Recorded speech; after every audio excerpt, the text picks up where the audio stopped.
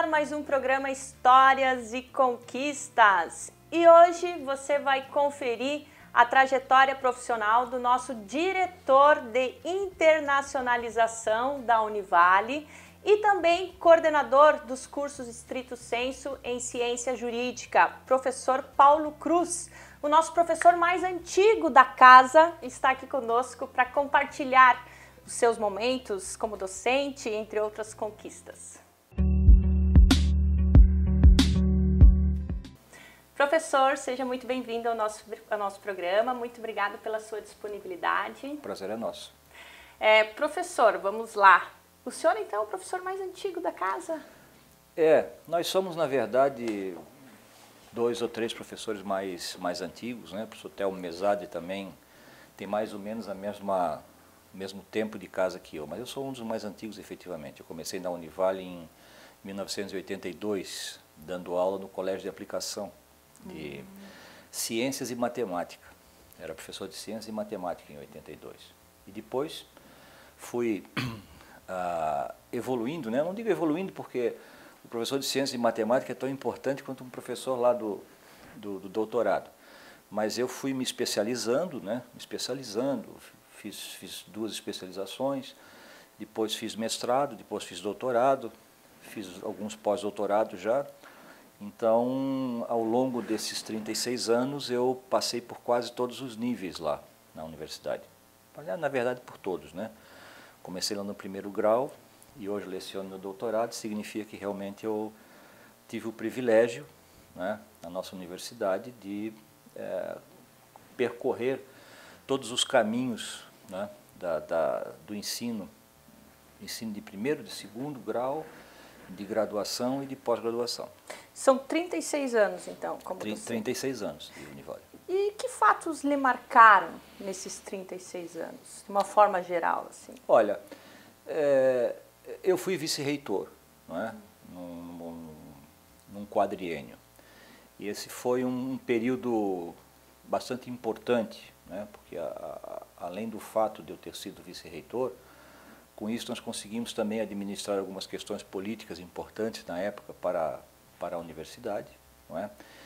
E durante esse meu período como vice-reitor, né, eu me propus a encaminhar 2 questões que para mim eram fundamentais. A primeira delas era a nossa previdência privada, que hoje é a Uniprev, não é?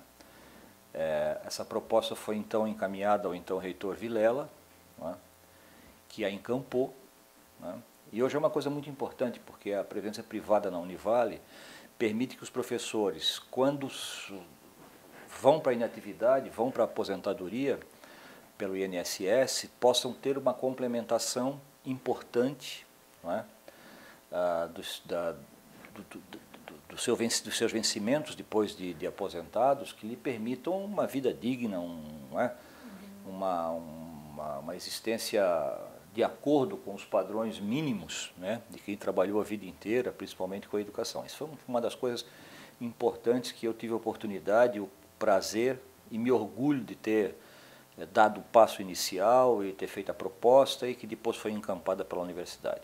E a segunda foi a implantação do primeiro programa de mestrado da universidade, não é? O programa de mestrado em Ciência Jurídica, em 1995. Não é? Então já tem muito tempo. Que eu comecei, na época eu era vice-reitor, mas eu não era doutor ainda, eu estava fazendo doutorado. Não é? E então, depois que eu terminei o meu período de vice-reitor, terminei o doutorado em 98, não é? E me engajei lá no curso, fui ser primeiro assistente do então coordenador, o professor César Passold, e depois, quando ele teve um problema de saúde, eu assumi, não é, a coordenação e lá estou até hoje, né? Lá se vão 14 anos. Eu hoje sou também, aliás, eu tenho muito desses títulos de mais antigo. No Brasil, hoje, eu sou o coordenador de Stricto Sensu, mestrado e doutorado mais antigo, em todo o sistema CAPES, no país inteiro. Uau! Então, eu estou 14 anos coordenando um pós-graduação. Experiência que não falta, então. experiência é o que não falta, mas foi muito gratificante, não é? O grupo de professores, a confiança, né? Eu passei pelos reitores, os reitores subsequentes ao reitor Vilela, né? Recebi deles toda a confiança, e agora, com o reitor Sequinel, eu também tenho uma missão bastante importante, que é encaminhar um passo seguinte no processo de internacionalização da Univale. Então, a nova diretoria, nós estamos agora, nesse momento, estruturando, né, a diretoria, mas muito também em função da experiência que nós temos com o próprio mestrado e doutorado stricto sensu. Vocês terem uma ideia, nós hoje temos em torno de 270 alunos de mestrado e doutorado, né? Desses, 90% estão em regime de dupla titulação, ou com a Itália, ou com a Espanha, ou com Portugal, ou com a Colômbia, ou com os Estados Unidos. 90% de todos os alunos que nós temos. E agora, por exemplo, nós estamos fazendo uma seleção para 36 alunos. 4 sem dupla titulação e os outros 32 com dupla titulação. Então, nós já temos aí uma quantidade muito expressiva de alunos dupla titulados ou dupla diplomados, né? Porque a pessoa que tem 2 diplomas, afinal de contas, tem 2 títulos, e quem tem 2 títulos tem 2 diplomas. Então, é toda uma discussão acadêmica sobre se deve dizer dupla titulação ou dupla diplomação. E isso é igual.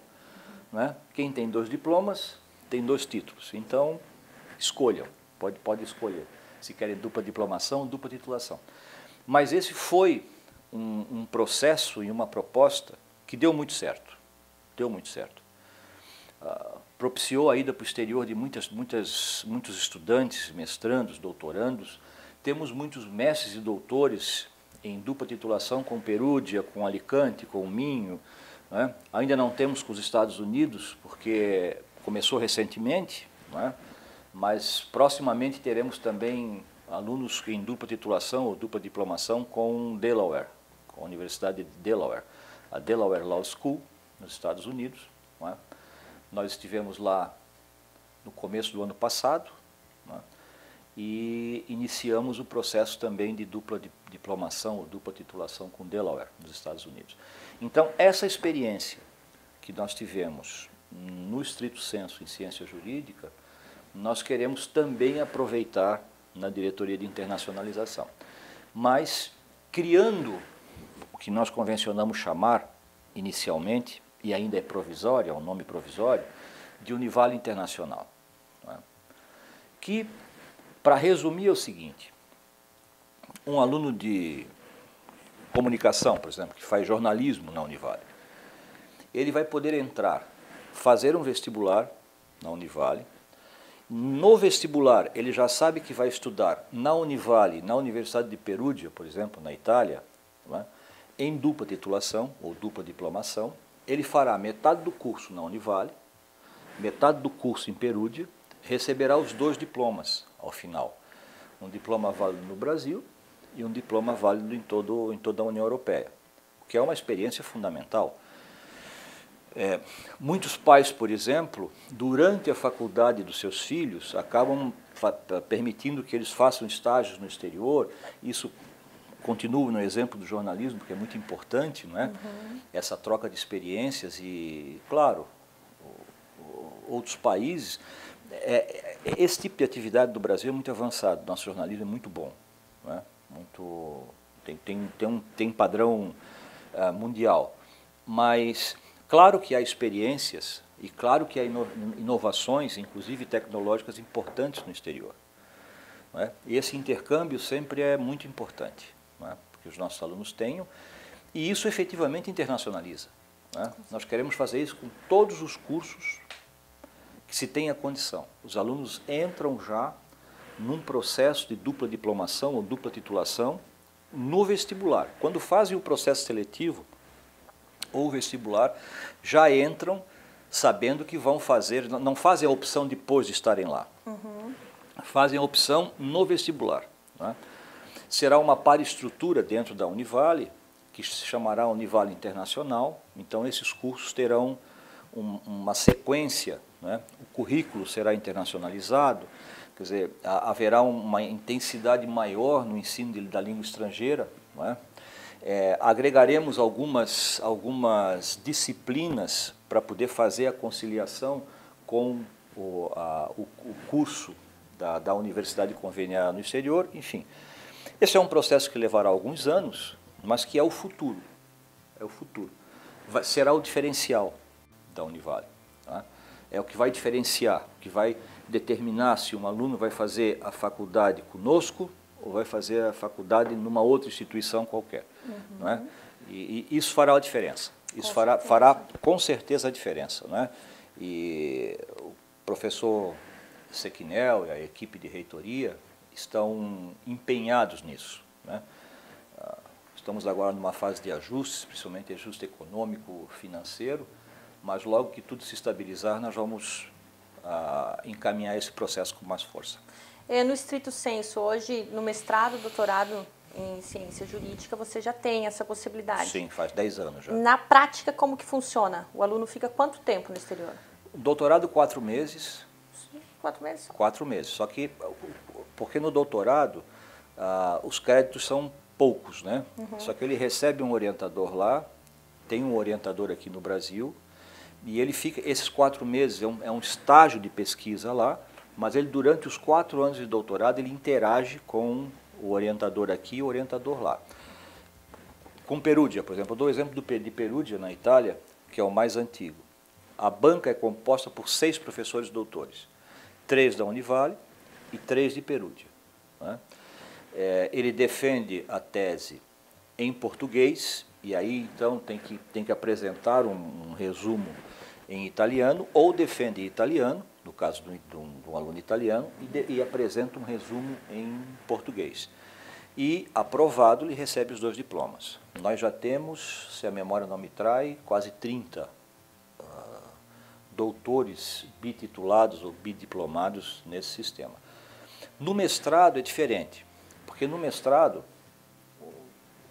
o doutorado é sempre um curso mais voltado à pesquisa, né? No doutorado se forma pesquisadores, pesquisadores de alto nível, enfim, não é? E no mestrado nós formamos professores, não é?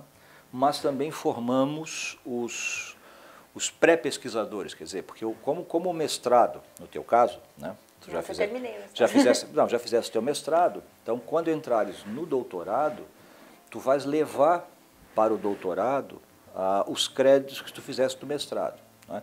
Mas o mestrado ele é feito muito mais para formar professores, formar, não diria pré-pesquisadores, mas pesquisadores em estágio inicial, etc. Então, no mestrado em dupla titulação, por exemplo, com Alicante, mestrado em Direito Ambiental, os alunos ficam lá no exterior algo em torno de 2 meses até 3 meses para fazer créditos. Nesse caso, eles fazem créditos. No doutorado, eles não fazem crédito no exterior, eles fazem só pesquisa. Eles ficam lá aqueles meses para ambientação e ter contato com o orientador lá. No mestrado, não. No mestrado, eles têm que fazer metade dos créditos no exterior. Entendi. Não é? Porque a ideia de um curso e de outro são diferentes, né? A proposta de um mestrado é diferente da proposta de um doutorado. Com certeza. Não é? Então, na questão do mestrado, eles têm que fazer metade dos créditos lá. Também fazem uma banca com 3 membros. Um dos membros é o orientador lá, que vem para cá ou faz por videoconferência ou a banca acontece lá. Às vezes nós aproveitamos os eventos que nós temos no exterior para fazer as bancas.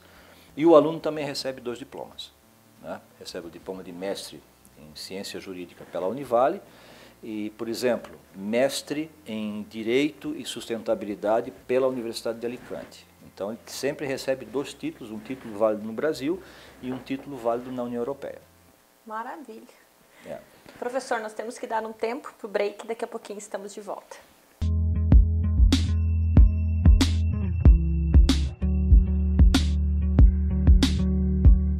Estamos de volta hoje conversando com o nosso diretor de internacionalização da Univale, coordenador dos cursos Stricto Sensu em Ciência Jurídica, professor Paulo Cruz.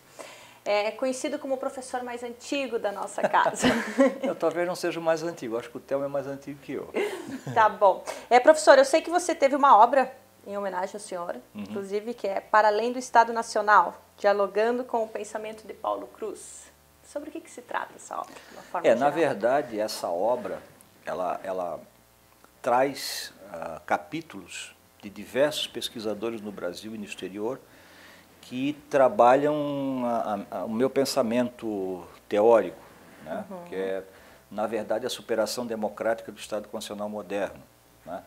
que redunda em processos de transnacionalidade, que também permite processos de direito transnacional, né? A transnacionalização do direito em função desse mundo novo que se formou, né? A partir principalmente de 3 fenômenos. O primeiro deles, o fim da Guerra Fria, o fim da dicotomia de Estados Unidos e União Soviética, né? Enquanto havia essa disputa, né, leste-oeste, o capitalismo não podia ser hegemônico, porque tinha uma parte do mundo que não concordava, correto? Com o fim da União Soviética em 89, o capitalismo se tornou hegemônico. A globalização só foi possível, né, em função da derrocada da ex-União Soviética. Esse é o primeiro fator. O segundo fator foi a popularização das tecnologias de comunicação, né? Primeiro, que é o segundo fator, a comunicação por satélites, né, que antes era uma coisa muito restrita e hoje todo mundo se comunica por satélite. Existem canais de satélites abertos para empresas, órgãos estatais, quase todas as companhias de telefone e televisão têm canais de satélite e trabalham com eles. E terceiro, né, há também popularização dos personal computers, dos computadores, não é, desses instrumentos, dessas máquinas que permitem processar as informações, porque não adianta só transmitir a informação, não é? É necessário que haja um equipamento capaz de processar essa informação e transformar essa informação em conhecimento, não é? Eu, no bloco anterior, esqueci de dizer que a grande diferença, né, entre um país subdesenvolvido ou um país não desenvolvido para um país desenvolvido é exatamente a capacidade que esse país tem de gerar conhecimento novo. Interessante. Questão do mestrado. No mestrado, o mestrando não está obrigado a propor, a colocar eu chamo de colocar um tijolinho na parede do conhecimento. O mestrando tem que comprovar que ele pode relatar com competência, que ele pode fazer uma pesquisa com competência. No doutorado, não. No doutorado, lá no final do trabalho dele de tese, ele tem que fazer uma proposição inédita.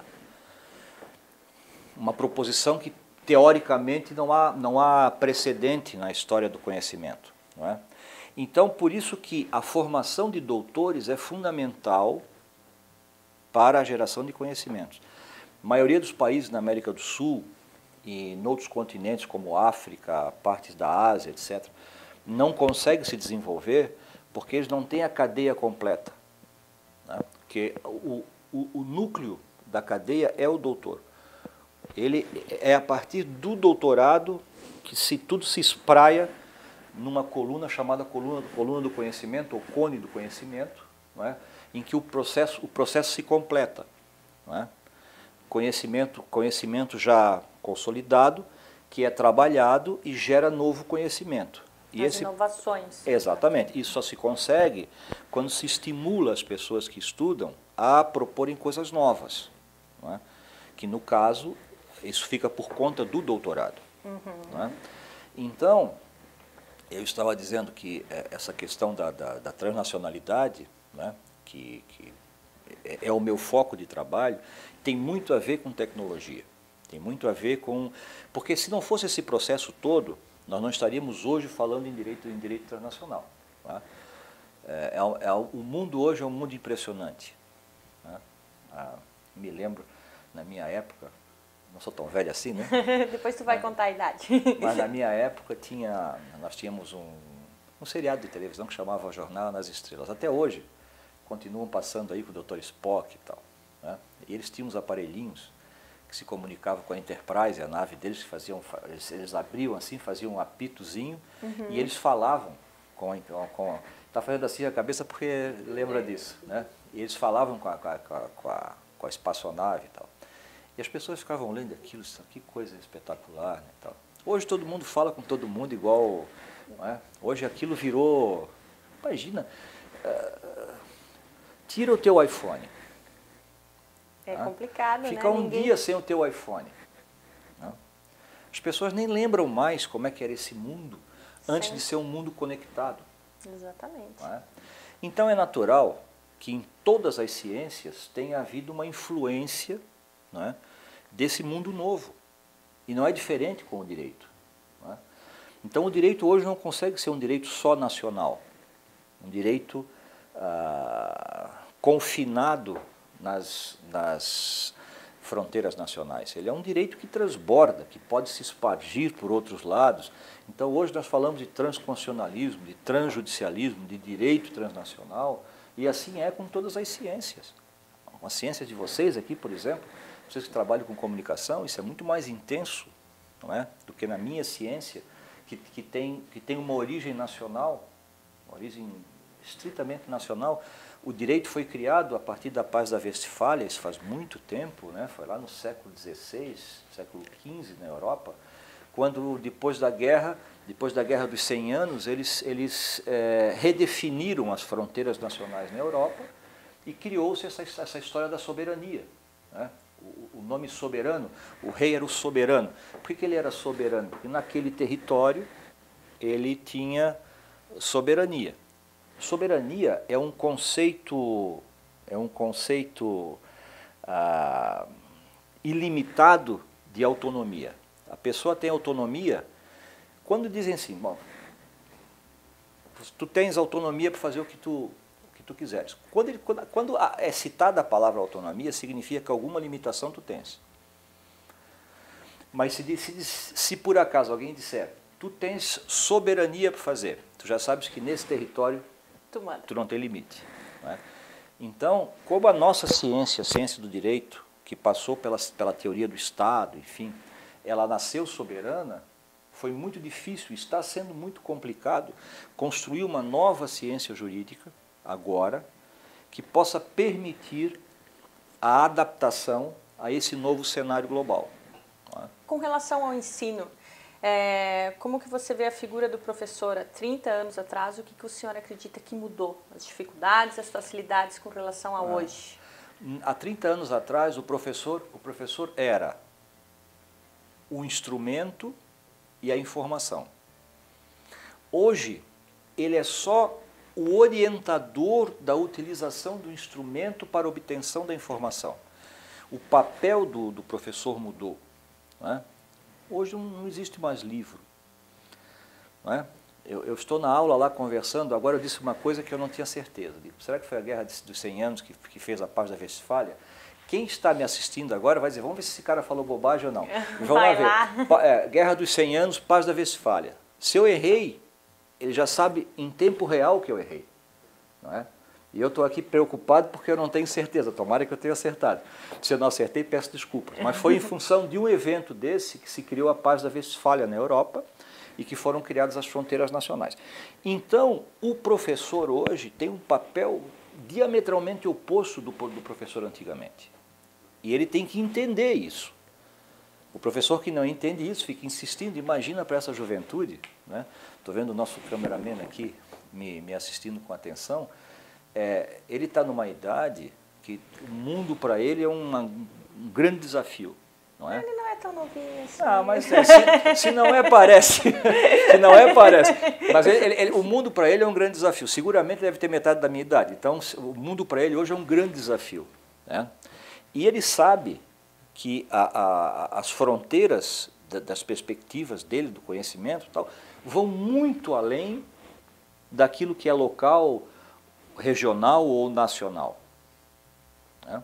Porque ninguém mais pode ser formado com base apenas no conhecimento que circula no âmbito estritamente nacional. essa formação está pela metade, se for assim. Não é?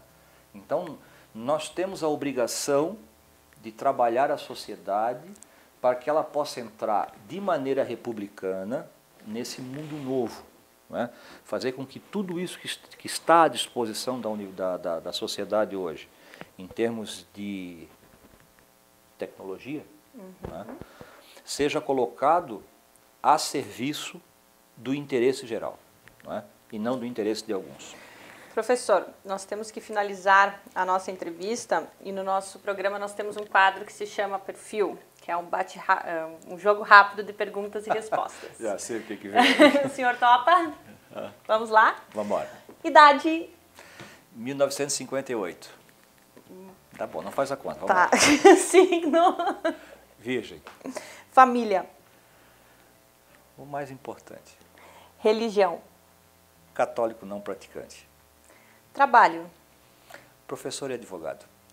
Fracasso? Queria ser um bom jogador de futebol. E não foi? Nunca consegui. Meu pai jogava muito futebol e eu ganhei essa cintura cheia de... essa cintura dura da família da minha mãe, não conseguia.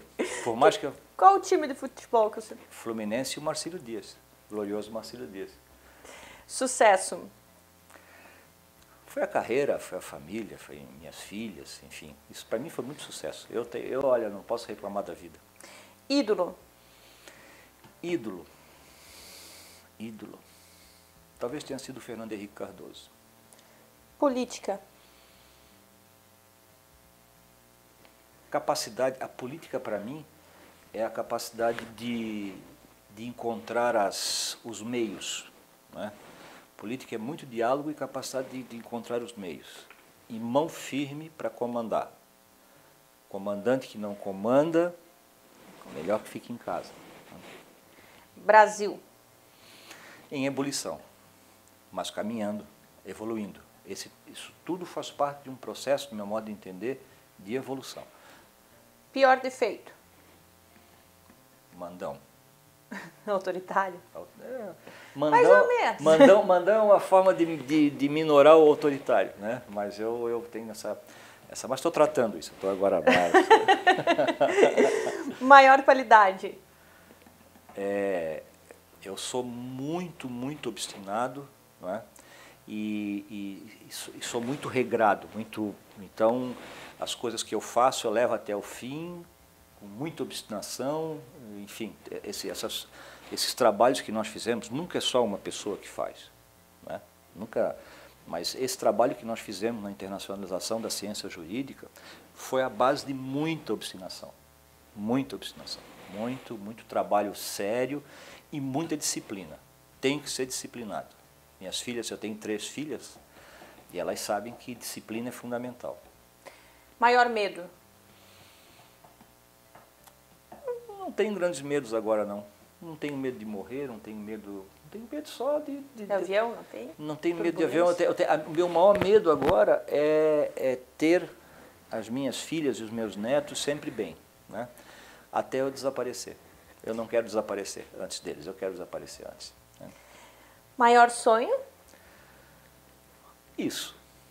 Poder ver os meus netos e minhas filhas crescerem e eu desaparecer antes deles. É isso aí, professor, temos que finalizar o nosso programa. Muito obrigada pela sua disponibilidade novamente. Foi um prazer, muito grande, prazer estar aqui. Muito obrigado pela audiência. É isso aí, pessoal. Quero fazer um agradecimento especial também para as lojas Atrativa, aqui no Oswaldo Reis, 1540. Um beijo grande para todo o pessoal que sempre nos recebe aí com muito carinho. E também a você, nosso telespectador, muito obrigada pela sua audiência. Semana que vem tem mais histórias e conquistas.